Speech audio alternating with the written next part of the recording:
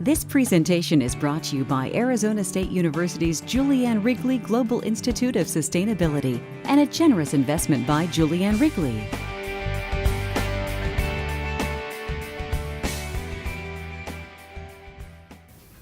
You know, I don't need to give you the lecture on climate change, but this is this moment. And in our prophecies, we talk about this as the time of the seventh fire, where we say that we as Anishinaabe people have a choice between two paths. These prophets told us this a long time ago, and they said there's a choice between two paths. And one path, they said, was well-worn but scorched. And the other path is not well-worn and it's green. And we were told it was our choice upon which path to embark. And I really feel like that's pretty much where we're all at. You know, we've seen a lot of scorching. And y'all don't need the lecture on this one, but you know, there you go. There's some scorching. Navajo Generating Station, another set of scorching. You know, all the CO2, we're combusting ourselves to the edge of oblivion. And one of the problems that we face in this is that, you know, unless you've been watching too much Fox News, you know, this is what's going on, right? And, you know, the ice is melting. This is what's happening to the ocean. It's acidifying, right? And this is climate change in an Alaska Native village. I was visiting this one young woman. She's from northern Manitoba, and they've been flooded out for like 5 years. And the Canadian government, in its infinite wisdom, has put like entire villages in like hotel rooms, apartment complexes in Winnipeg from climate change. They say that by 2020, the price tag for climate change is going to be 20% of world GDP. Like, I have no idea, but that's like 3 years from now, right?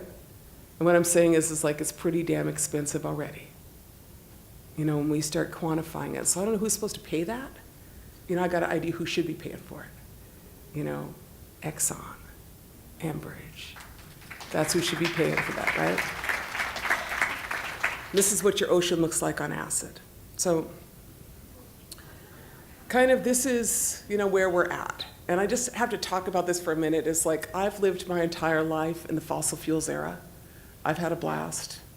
You know, Manny, you had a blast too, right? We drove everywhere, right? I drove everywhere. And, you know, I mean, I used to go to drive-in movies. Remember those? No? Yes, some of you do. That was fun, you know. So in this, I've had a great time. I've consumed half the world's known oil supplies in my life. It's been a blast. What I want is an elegant transition out of it, right? I want an elegant transition out. And what has happened is that because our society is so inefficient and so addicted to fossil fuels, we behave like a big addict, you know? And so what an addict does, I know some of you have addicts in their family. Like, I only have one addiction, which is caffeine, my cup of coffee.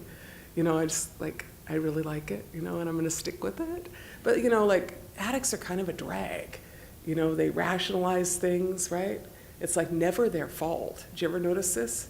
It's like totally never their fault, right? If something happens and they're like, no, they did that, you know? They behave badly, sometimes they steal, they beat people up, you know, they do bad stuff, right? Bad stuff. And that's kind of what we've become, you know? You know, it's kind of like, you know, we're so addicted to fossil fuels that we rationalize our behavior.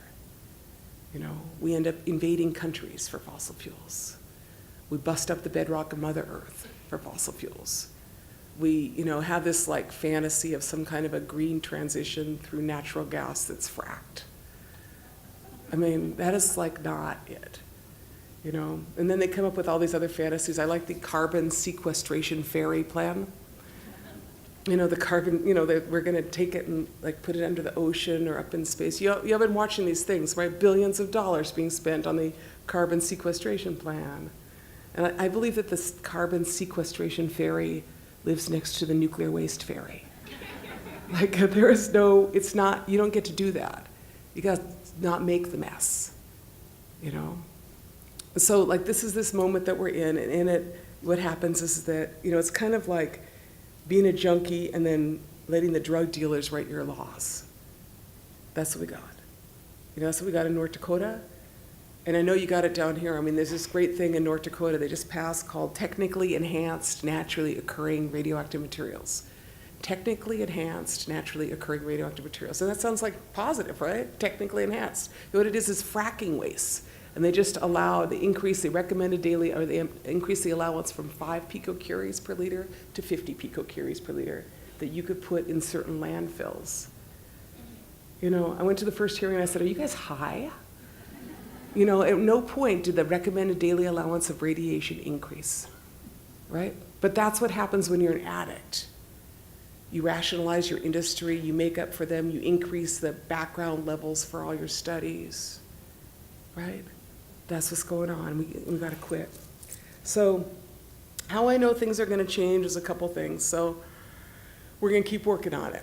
Now, this is the big guys aren't doing so good, which I didn't really realize until I was reading some geeky report, which is, okay, so look at this. The past 5 years, these companies, it's like kind of the end of the fossil fuel era.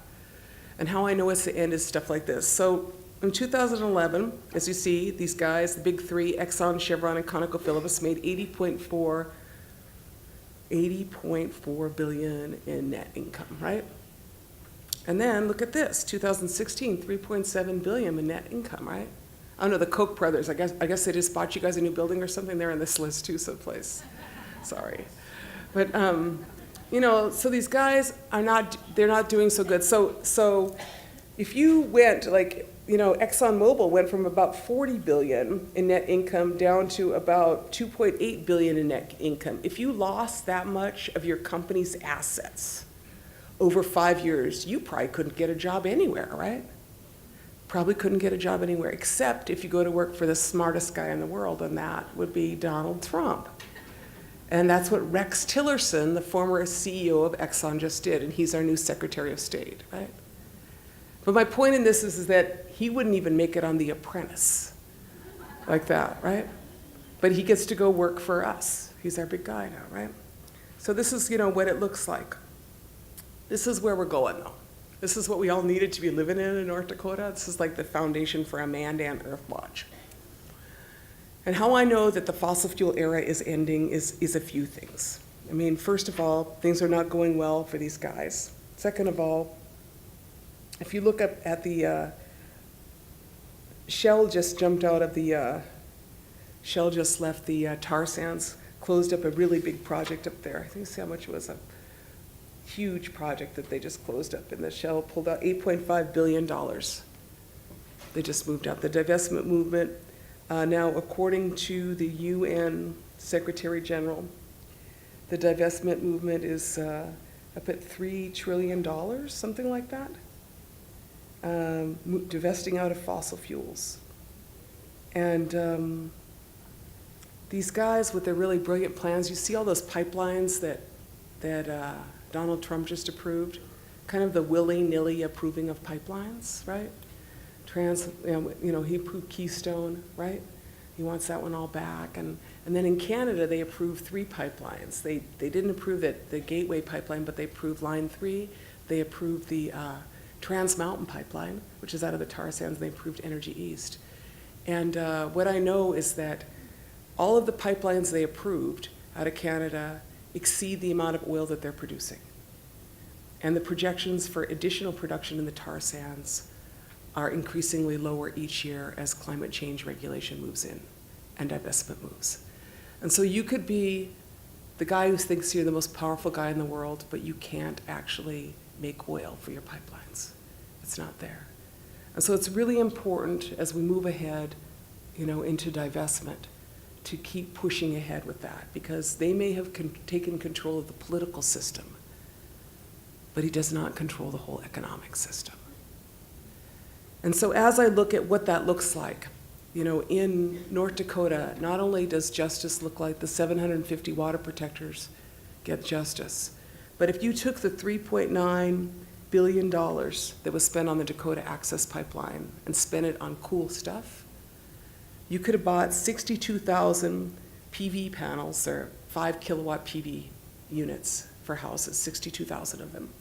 And you could have bought 323 2-megawatt wind turbines, right? And you could have put 160,000 solar heating panels on North Dakota houses, or houses anywhere. So $3.9 billion, you could spend it on one pipeline, or you could actually have energy self-sufficiency, right? And it's the same thing with what we're facing. We looked at the same figures and, we could do twice as much as that in my community. And so to me, it's this moment. We have a country that has a D in infrastructure. We got crumbling gas mains. You got 50-year-old pipelines all over this country that are exploding and leaking. You got bridges that fall down. You got roads that are falling apart. You got all kinds of bad, crazy stuff, right? We have a D in infrastructure, and we're like the first world country, right? And so you could either spend it on people or you could spend it on corporations. In northern Minnesota right now, I have 300 miles of pipe sitting there from a pipeline they're never going to build. And my position is you should send those pipes to Flint, Michigan.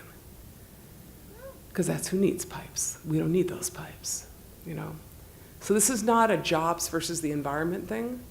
This is a let's put union people to work building infrastructure that makes sense and is not going to be a liability for all of us 10 years from now or 20 years from now.